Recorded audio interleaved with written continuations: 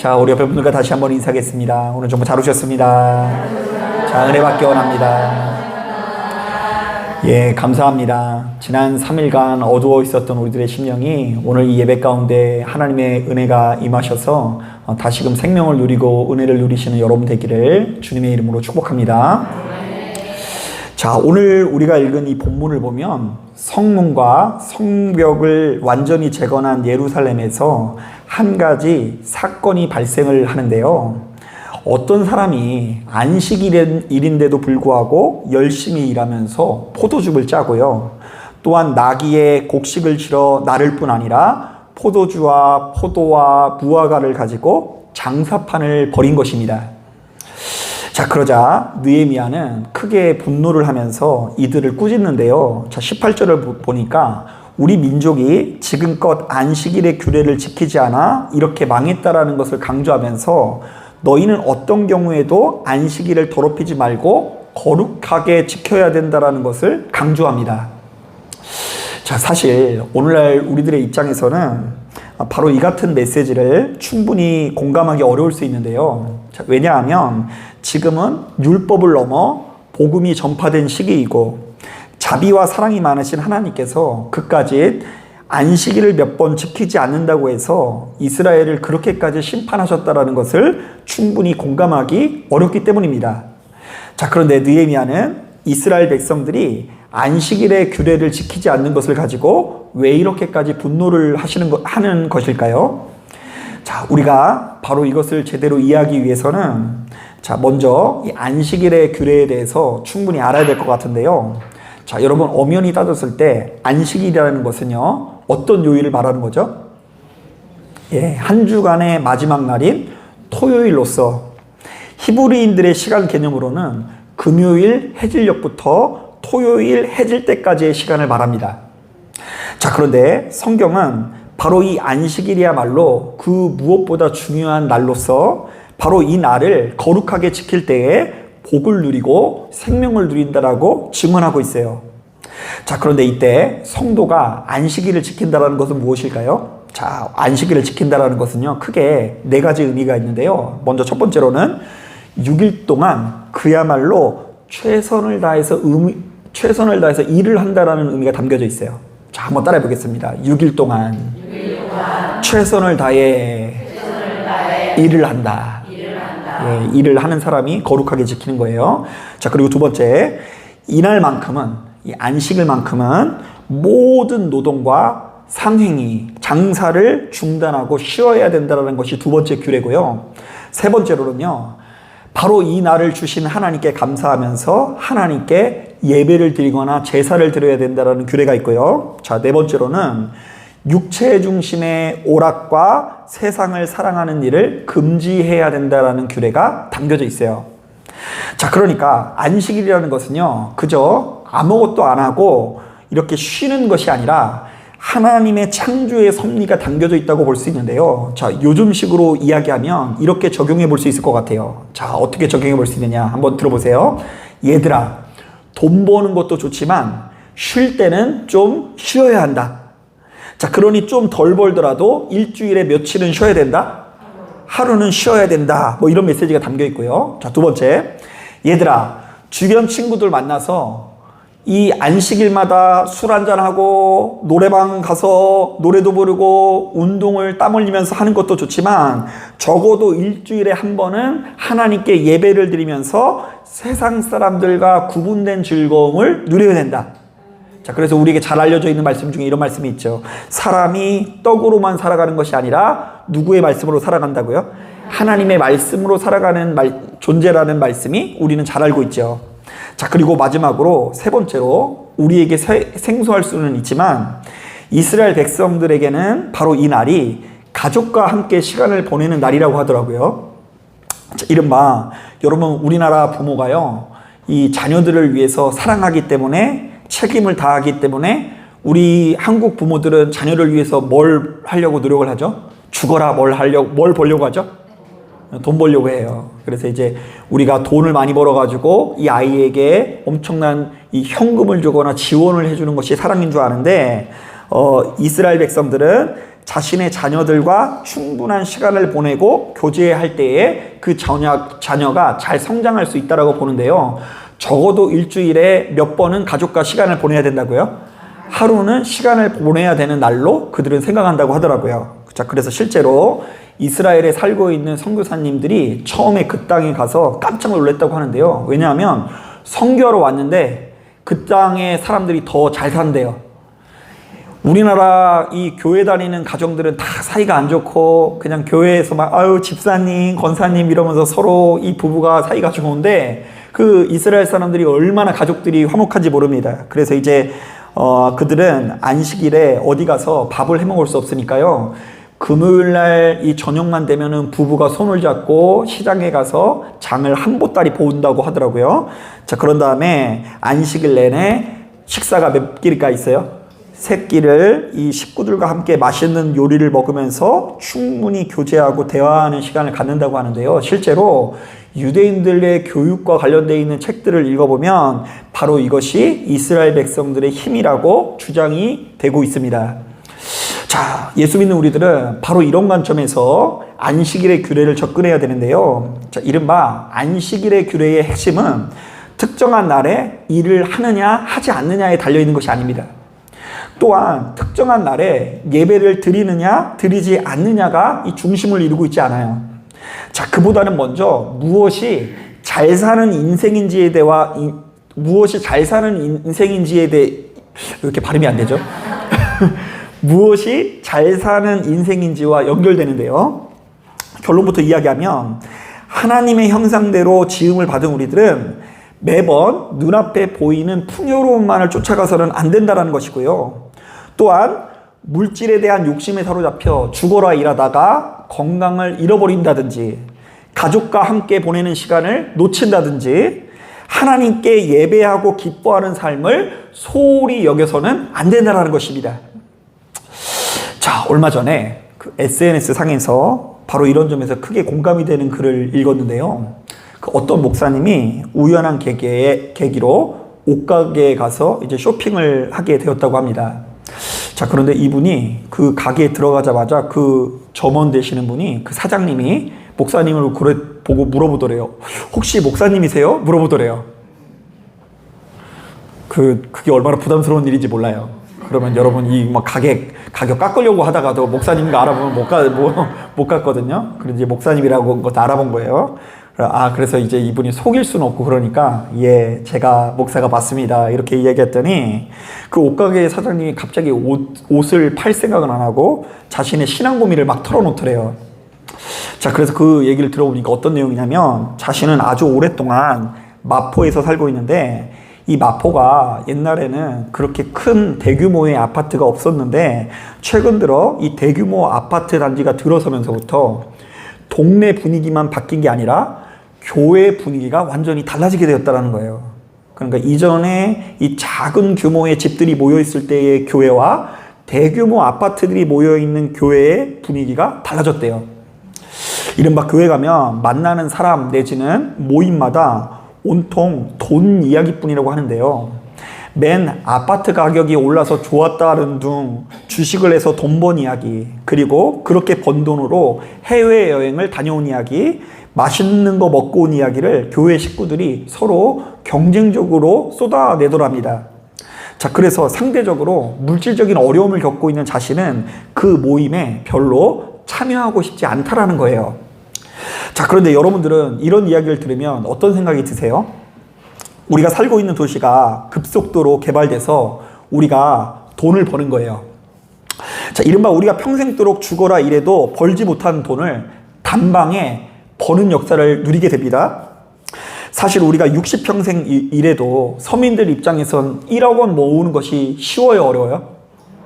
지금 대답이 현찮은 거 보니까 다 통장에 1억씩 있는 것 같은데, 자, 솔직히 60평생 일해도 1억 원 모으는 거 생각보다 쉽지 않을 수 있거든요. 그런데 우리가 가지고 있는 아파트가 우연한 계기로 갑자기 올라서 단박에 10억 원이 오른 거예요. 할렐루야! 자, 그러면 그 돈을 가지고 더 이상 일하지 않고 어디 해외나 돌아다니면서 맛집 투어하는 것이 하나님께서 주신 큰 축복이자 여러분 행복인 것 같으세요? 여러분들이 생각할 때는 그렇게 통장에 너무 돈이 많아서 아무것도 일하지 않아도 먹고 살 수 있는 인생이 건강하고 행복한 삶처럼 느껴지냐고요. 여러분, 그런 인생이 부러운 거 아니에요? 어떤 면에서 예수 믿고 의지하는 것도 여러분들이 살고 있는 집 그거 당장에 올라가지고 10억 올리는 그 맛을 누리고 싶어서 예수 믿는 거 아니세요? 자, 여러분, 정말로 그런 인생이 행복한 인생인지를 돌아볼 수 있어야 돼요. 자, 저는 이런 관점에서 최근 들어 이런 생각도 듭니다. 여러분, 우리나라 인구 구조를 보면 지금 우리나라가 빠르게 망해가고 있어요. 여러분 자꾸 이런 얘기를 들으면 이렇게 좀 뭐 기분이 나쁘실지 모르겠지만 실제로 그래요. 출산율이 너무 안 나와가지고 그 인구가 지금 두세 대만 거치면 이제 거의 절반으로 줄어드는 그런 통계가 나와 있더라고요. 자, 그런데 희한하게 인구는 엄청 줄어들고 있는데 서울과 수도권 일대는 인구가 줄지 않고 오히려 늘어나고요. 자, 그야말로 충청도를 넘어 경상도, 전라도에 가면 진짜 심각합니다. 이제 초등학교 없어지는 속도가 마치 산불 번지는 것처럼 초등학생들이 없어져가지고 어떤 도시, 이 흑산도 같은 도시를 가면은요, 그냥 집도 주고 그리고 다달이 350만 원 벌 수 있는 일자리도 주고. 그러니까 여러분 너무 힘들면 저랑 같이 흑산도를 가가지고 홍어를 잡든지. 근데 왜 그렇게까지 지자체에서 하냐면 인구가 이대로 가면 이 도시가 망할 것 같다라는 그 위기감이 반영이 된 거예요. 자, 그렇다 보니 여러분, 제가 실제로 그 밑에 쪽에서 목회를 하다 왔잖아요. 남해안 쪽의 교회를 가면 공기가 일단 어두워요. 자, 죄다 그 80대 이상의 그 고령층의 성도들이 계시고요. 그 82세 그 여자 권사님이 그 교회 막내라고 해가지고 20년째 그 여성교회 회장을 놓지 않고 계시대요. 그래서 이놈의 설거지 언제 끝나냐고 밑에 누가 들어오지 않는다라고 이렇게 막 씩씩거리고 있다고 합니다. 자, 그러면 여러분, 도시에서 승승장구하면서 부흥하고 숫자가 늘어난 교회는 성공한 교회고, 교인들이 점점 줄어들어서 소멸되는 교회는 진짜 몹쓸 교회입니까? 자, 여러분들이 생각하는 복이 그런 복이 아니냐고요. 솔직히 말하면 목회하는 저부터가 그렇게 느껴지는 순간들이 사실은 많이 있어요. 야, 나도 교인이 한 1만 명 정도 되면 얼마나 좋을까? 교인이 1만 명 정도 되면 보통 목사님이 한 100분 계시거든요. 그럼 100분이 내 밑에서 부목사님 하면요, 저는 거의 뭐예요? 회장 목사 아니에요? 대기업 회장 목사? 저리 가라 되는 거 아니겠습니까? 실제로 우리나라에서 가장 큰 교회가 전 세계에서 가장 큰 교회인데요. 특정한 교회는요, 그 1층에 은행이 입점해 있는데 그 은행에 입점해 있는 그 은행의 거래량이 우리나라에서 5손가락 안에 들어가요. 그 교인들이 헌금하는 것을 아무래도 그 은행을 통해서 하는데 그 은행을 통해서 거래되는 그 헌금의 양, 그 현금의 흐름이 우리나라 안에서 5번에 흘러간단 말이에요. 그 얼마나 그 복받은 교회처럼 느껴져요? 교인이 1만 명이면 목사님이 노후 걱정할 필요가 있어요, 없어요? 없고요. 좋은 차, 좋은 집에 살면서 그야말로 재벌 같은 삶을 살 것 같다는 생각이 있습니다. 그래서 이제 막상 이쪽에서 교회밥을 먹다 보면은요, 다 그렇게 흘러가게 돼 있어요. 돈 많고 성도 많은 교회는 힘이 들어가고요. 그 밑에 이 작은 교회들은요, 싸바싸바, 딸랑딸랑, 그리고 어느 정도 그분들이 이렇게 지원해주는 어떤 그런 떡고물을 기대하면서 살아가는 경우가 굉장히 많이 있습니다. 이게 이제 제가 그냥 만들어내는 얘기가 아니라 교회를 어느 정도 다니신 이 권사님, 집사님들은 누구나 다 알고 있는 한국교회의 현실이기도 합니다. 자, 그런데 바로 이런 분위기에서 성경은 수천 년 전부터 우리 인간의 내면 가운데 흐르고 있는 탐욕을 경계하면서 우리로 하여금 무엇이 잘 사는 인생인지를 경고하고 있는데요. 자, 그리고 제시하고 있는데요. 결론부터 이야기하면 돈이 너무 많아서 아무것도 안 하고 매일같이 해외여행 다니며 맛집 투어하는 삶이 잘 사는 삶이 아니라 6일간 되도록 땀 흘려서 일하고 하루는 쉬는 삶이 행복하고 아름다운 삶일 뿐만 아니라 창조의 섭리라고 규정합니다. 그래서 최대한 늦게까지 바로 이렇듯 일하고 하루 정도 쉬는 삶을 살기 위해서 노력하는 것이 이스라엘 백성들의 전통이에요. 지금까지도. 그렇게 돈이 많은 사람들도 6일간은 땀 흘려서 뭘 해야 된다고요? 일하는 거예요.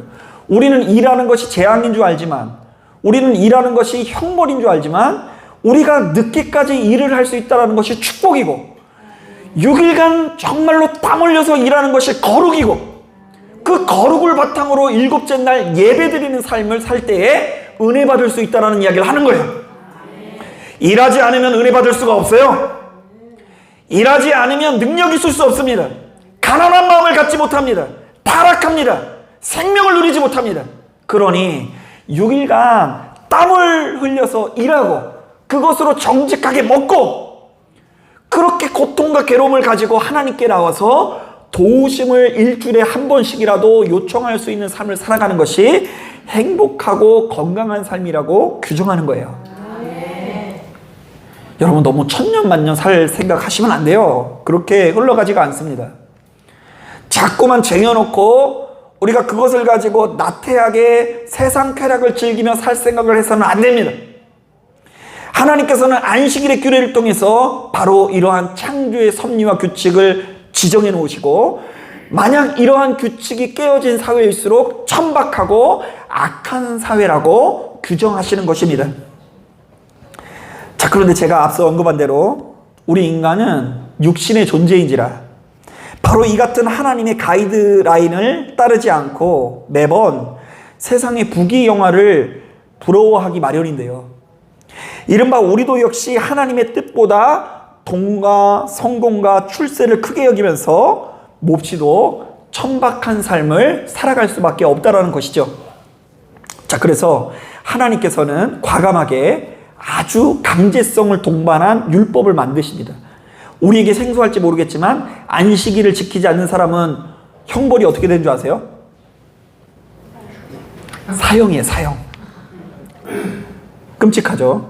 안식일의 규례를 지키지 않으면 뭐라고요? 사형. 그러니까 여러분 어떻게 해석해야 되냐면, 예수님께서 안식일에 병을 고쳐주시니까 안식일에 그것을 했네 안 했네 가지고 트집을 잡죠. 이거는 그냥 단순한 트집이 아니라 뭐가 걸려 있어요? 목숨이 걸려있는 트집인 거예요. 자, 그런데 그럼에도 불구하고 강제성을 부여하시면서 하나님께서 강하게 요구하시는데요. 이 안식일은 다시 한번 말씀드리지만 이 날을 통해서 어떤 인생이 잘 살고 행복한 인생인지를 명확히 제시하는 것입니다. 자, 열심히 일하시는 여러분들이 아름다운 거예요. 열심히 땀 흘리는 여러분들이 행복하고 거룩한 것임을 깨닫길 바랍니다. 아멘. 그래서 여러분 막 이렇게 돈이 너무 많아가지고 일 안 하고 제비처럼 머리 막 이렇게 넘겨가지고 막 이렇게 막 멋진 옷 입고 다니면서 아이고 할렐루야 이러면서 막 그런 사람들은 또 장로님도 빨리 돼요. 그죠? 그런 사람이 이렇게 거룩한 게 아니라요, 작업복을 입고 온 사방에 기름때가 가득하고 땀방울이 나서 그 쉰내가 나는 사람들 있잖아요. 그런 사람들이 사실은 하나님 안에서 더욱 거룩하다는 이야기예요. 여러분 바로 이런 점에서 우리가 그저 십자가만 달고 있다고 해서 교회가 되는 것이 아닌 것을 기억하십시오. 진짜 교회는 갈수록 욕망과 탐심과 쾌락의 노예가 되는 이 세상의 한복판에서도 우리는 절대로 저렇게 살지 맙시다라고 외치고 그것을 삶으로 보여줄 수 있어야 돼요. 한번 따라해 보겠습니다. 우리는 저렇게 살지 맙시다. 예. 돈 막 쌓아두고 막 그냥 매일 그 돈 가지고 오는 쾌락만 즐기면서 마음을 달래면서 살지 말고, 그러면 잠도 안 와요. 식사도 맛이 없어요. 6일간 뭘 해야 돼요? 일하고, 일곱째 날 그렇게 열심히 일한 걸 가지고 뭘 해야 돼요? 하나님 앞에 예배 드려야 되는 거죠. 자, 저는 이런 점에서 고린도전서 1장 18절 말씀을 상당히 좋아하는데요. 거기 보면 이런 말씀이 있어요. 십자가의 도가 멸망하는 자에게는 미련한 것이요 구원받는 우리들에게는 하나님의 능력이라. 자, 세상 사람들은 굳이 우리가 6일간 열심히 땀 흘려 일하고 일곱번째 날 예배 드리는 것을 이해를 한다 못한다? 못한다. 그래서 미련하게 볼 거예요. 정신 나간 사람으로 볼 거예요.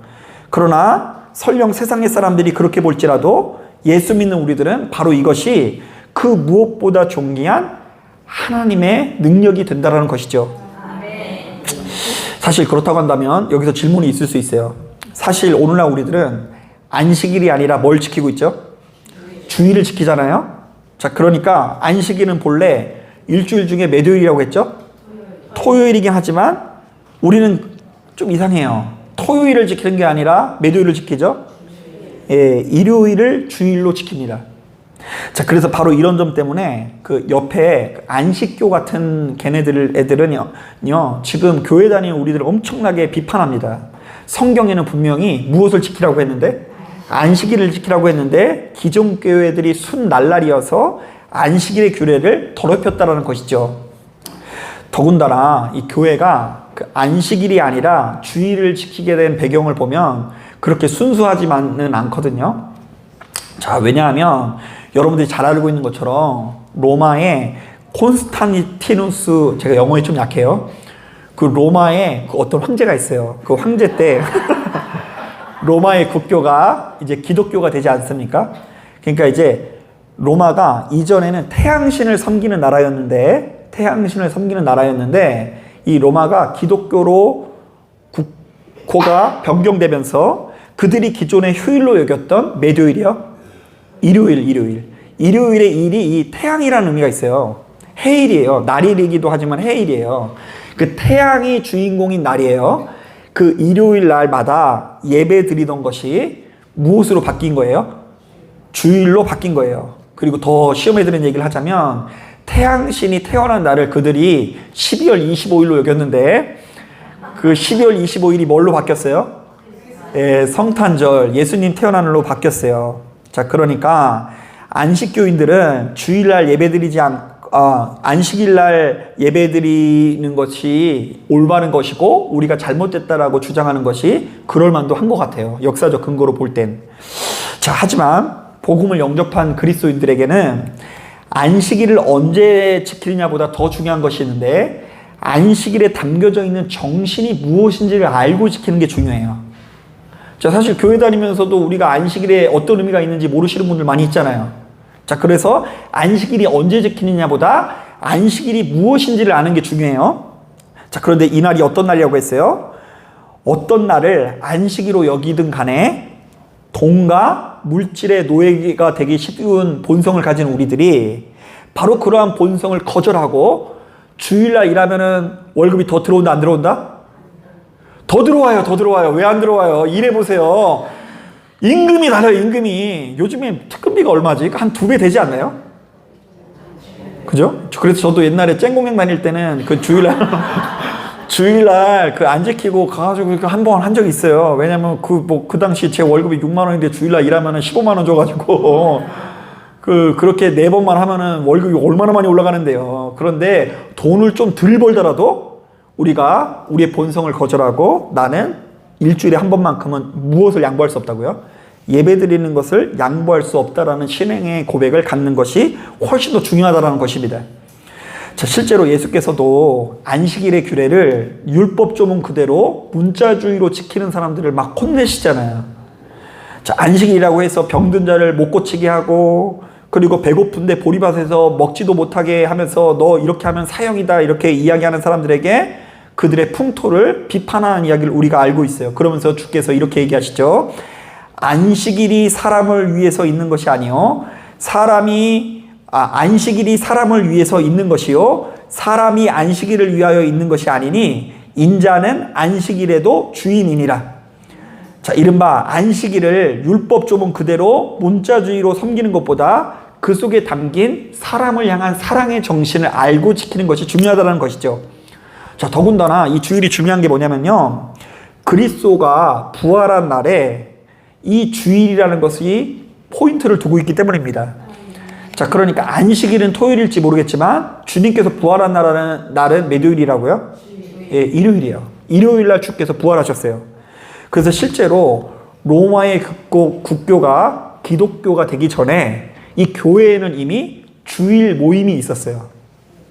그러니까 주일 모임. 그러니까 이 사람들이 참 피곤하게 산 거죠. 휴일은 분명히 그 당시에 언제예요? 토요일인데 토요일이 휴일인데도 불구하고 주님께서 부활하신 날이 언제니까? 일요일이니까 그들이 굳이 모여서 바로 이날을 통해서 모든 신자들이 하나님의 말씀을 듣고 성만찬 예식에 참여함으로써 그리스도의 순환과 부활과 영광을 기념하는 전통을 가지고 있었어요. 근데 그것이 다만 로마의 어떤 그 정책과 결합이 되면서 더 시너지 효과가 커지게 된 거죠. 자, 어쨌든요, 우리가 세상 사람들과 구분된 삶을 살기 위해서는 안식일의 구분, 주일의 구분이 필요합니다. 자, 이것은요, 여러분, 주일날 예배 안 나오면 여러분 제가 가만히 안 두겠습니다, 뭐 이런 얘기가 아니에요. 자, 적어도 일주일에 한 번 정도는 우리가 하나님의 이름을 붙들고 의지하는 시간을 놓쳐서는 안 된다. 부득이하게 주일날 못 나오는 사람이 있을 수 있어요. 여러분, 간호사들이요, 주일날 출근 안 하면 큰일 나요. 의사들이 주일날 뭐 환자가 뒤집어졌는데 거기 가가지고 나는 주일이라 수술할 수 없습니다, 이러면은 이상한 의사인 거예요. 그리고 막 저기서 막 불이 나서 타오르고 있는데 오늘 주일이어서 불을 끌 수 없습니다, 이러면은 그게 그 말이 안 되는 거죠. 그거가 무자주의라는 거예요. 실제로 저 이슬람교 같은 경우에는요, 그 여자 기숙사에서 불이 났는데 그 여자들이 이제 맨 얼굴로 있을 때 남자들이 보면은 안 된다라는 규례가 있어서 그 불이 나는데도 불구하고 거기 뭐 업어오질 않는 거예요. 그래서 죽은 그런 사건이 있어요. 그 말도 안 되는 거죠. 우리는 적어도 일주일에 한 번씩 돈 버는 것을 거절하고, 물질이 우리들에게 왕노릇하는 거 이거 거절하고, 지금 여러분 잘 들으셔야 돼요. 교회를 다니면서도 일평생 물질의 왕노릇하는 것을 정말로 이겨내지 못하는 분들이 되게 많이 있어요. 그 안식일을 지키지 못해. 그러니까 안식일이라는 것은 돈보다 건강이 중요하다, 돈보다 돈을 좀 덜 벌더라도 쉴 때 쉬는 게 중요하다, 돈을 많이 버는 부모가 되는 것보다 시간을 함께 보내는 것도 중요하다, 이렇게 이야기하고 있는데 그거 하나도 안 지키면서 그냥 나는 주일날 그냥 예배 드렸으니까 그냥 나는 안식일을 잘 지켰습니다, 이렇게 오해하시는 분이 많다는 거예요. 그러므로 인해서 내 삶에 무엇을 개선해야 될지를 집중하지 못하고 그 삶이 자꾸만 이 병 들어가는 분들이 많이 있을 수 있다는 거예요. 자, 그래서 바로 이날만큼은 되도록 일요일, 지금 일요일만큼은, 주일만큼은 교회를 위해서 시간을 쓰는 법을 배울 수 있어야 되고요. 또한 가족을 위해서 시간을 쓰는 법을 배울 수 있어야 되고요. 내 마음을 지키기 위한 하나님 앞에 아름다운 예배를 드리기 위해서 노력해야 되는 거예요. 그래서 여러분, 수요일날 나오시는 분은요, 일단 숙제를 먼저 하고 들어가는 거예요. 수요일날 금요 예배 안 나오시는 분들은 이제 얼마나 부담이에요. 주일날 못 드리면은 이제 그 일주일에 한 번 예배 드리는 규례를 못 지키잖아요. 근데 여러분, 이 수요일날 예배를 지켰으니까 일단 마음을 한번 지키고 들어가는 거죠. 그리고 금요일날 또 뭐가 있어요? 기도회가 있어요. 그래서 이제 그거를 참여하실 수 있는 분은 참여하면서 마음을 지키고요. 또 온 마음을 다해서 또 주일날 함께 마음을 지켜야 되는 거예요. 그리고 또 이게 중요한 게 뭐냐면요, 제가 막상 목회를 해보니까요, 여러분, 물론 혼자서도 예배를 드릴 수 있지만 혼자일 때보다 5명일 때 에너지가 좀 더 나오는 거 아세요? 예, 그래서 제가 요즘에 그 휴일날 우리가 예배 안 드리잖아요. 휴일이랑 수요일이랑 겹쳐지면은 수요일 예배 안 드리잖아요. 그게 참 다행이라고 느끼는 게 뭐냐면요, 평상시에는 10명 모이는데 휴일을 겹치면은 오긴 와요. 또 한 2-3명 막 오고 막 그렇고 하면은 드리긴 드리는데 막 에너지가 이렇게 좀 떨어져서 인도하는 사람 입장에서 힘들 수 있거든요. 그런데 우리 교회 입장에서 볼 때 가장 많은 사람들이 모여서 드리는 예배가 언제예요? 주일날 예배 드릴 때는 얼마나 그래서 힘이 사실은 나는지 몰라요. 그래서 여러분, 나중에 한번 주일날 설교를 하라고 시켜보고 싶은데요, 막상 올라오면 압박감이 장난이 아니에요. 이게 다 올라오면 여러분 옆에 분들과 인사합시다, 이러면서 오늘 정말 잘 오셨습니다, 은혜 받기 원합니다, 제가 이러면서 시작하잖아요. 그리고 나서 하면은 사람들이 눈이 이러고 있다가 갑자기 모두가 저를 쳐다보는 그 순간이 있어요. 그러면 그게 막 압박감이 막 장난이 아니에요. 그래서 좀 더 어린 때는 병나하겠더라고요, 이게. 왜냐면은 이게 좀 잘 되고 아름답게 전해졌을 때는 이렇게 참 행복한데, 이게 뭔가 내 뜻대로 안 전해진 것 같고 오늘 예배가 나 때문에 망친 것 같으면은 저기 어디 동굴 속에 들어가 있어요. 이미 땅 파고 막 들어가 있거나. 자, 그런데 어찌됐건 이제 조금씩 저도 이제 그런 훈련을 해가서 요즘에는 그 압박감이 좀 덜한데요, 그날은 우리 교인이 한 교회를 하나의 주님의 몸된 교회를 섬기면서 약속을 하는 거예요. 자, 우리 함께 에너지를 모아서 혼신의 힘을 다해서 정말로 전심으로 한번 예배를 드려보자. 그렇게 책임감 있는 자세가 나타나기 위해서는 시간을 쏟아야 되는 거예요. 여러분, 지난 시간 말씀 기억하실지 모르겠지만 우리가 사랑한다라는 말을 입으로만 하면 안 되고 사랑에는 책임이 필요하다는 얘기를 했죠. 그래서 이제 11조 제도를 다시금 준수하길 원하는 이 느헤미야의 시도를 제가 그렇게 분석을 했어요. 자, 11조를 재건하려고 하는 것은 책임의 문제다. 사랑하기 때문에 책임지려고 하는 자세를 요구한 것이다. 그런데 이번엔 사랑하기 때문에 너희가 무엇을 쏟아내야 된다고요? 시간을 드릴 수 있어야 된다고 이야기해요. 주님을 사랑하니까 시간을 들여 예배해라. 주님을 사랑하니까 시간을 들여 구분된 인생을 살아라. 그래서 여러분, 의외로 시간을 구분하지 않고 우리가 거룩하게 삶을 살아갈 수 있는 방법이 없어요. 저도 이런 거 있었으면 좋겠어요. 1년에 한 번? 그게 이렇게 딱 예배를 이렇게 딱 몰아가지고 드려가지고 그러면 그냥 1년간 저절로 잘 사라지고 이런 거. 그런 거 모르세요? 그 옛날에 어딘가 봤는데 그 변기에 드는 그 세정제가 있는데 그 수명이 6개월이래요.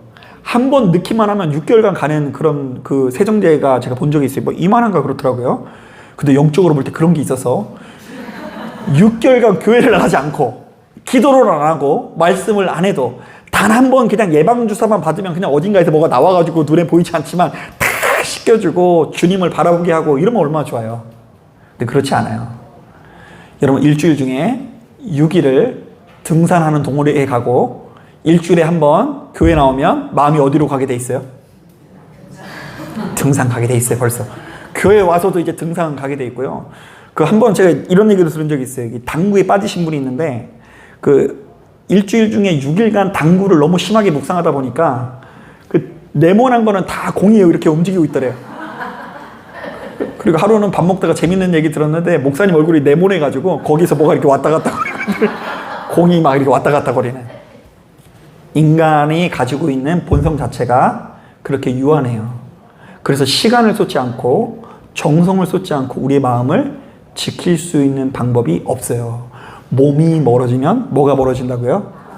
마음이 멀어져서 우리의 마음을 하나님께 쏟아야지 영생을 누리기 때문에 하나님께서 바로 이러한 창조의 섭리로 묶어서 우리들에게 강하게 교정시키는 거예요. 돈 많이 벌더라도 일주일에 한 번은 정말로 하나님께 집중해라. 그래도 혹여 간호사, 소방사 내지는 여러 가지 우리가 가족여행이라든지 이런 걸로 인해서 한두 번 주일 빠질 수 있다는 거 저도 충분히 공감합니다. 그러면 저한테 얘기해 주세요. 몰래 가시는 분보다 얘기해 주고 가시는 분이 그렇게 고마워요. 몰래 오시면은 제가 굉장히 서운할 수 있다니까요. 몰래 갔다가 오시면. 너무 고마워요. 그런데 설령 그렇다고 할지라도 그곳에서도 마음을 지키기 위해 노력해야 되고요. 그날 못 오니까 다른 날 더 기도에 집중하면서 마음을 지키려고 하는 시도가 우리 안에 있어야 돼요. 그게 율법을 조문에 의해서 문자주의로 지키는 게 아니라 그 속에 담긴 정신을 소중히 여기는 자의 자세예요. 사랑하는 여러분, 이 사실을 깨닫고 시간이 지날수록 누군가를 사랑한다면 시간을 쏟길 바랍니다. 일단은 가장 가까운 가족에게도 시간을 쏟으시고, 사랑하면 시간을 쏟아야 되는 거예요. 그리고 우리가 아끼고 사랑하는 누구한테 시간을 쏟아야 돼요? 하나님께 시간을 쏟지 않고 사랑하는 것은 거짓이에요. 그것은 유지될 수 없어요. 여러분, 그 사실을 깨닫고 시간이 지나면 지날수록 여러분들이 안식일에 담겨져 있는 아름다운 삶의 모습이 나타나시게 되시기를 주님의 이름으로 축복합니다. 자, 기도하겠습니다.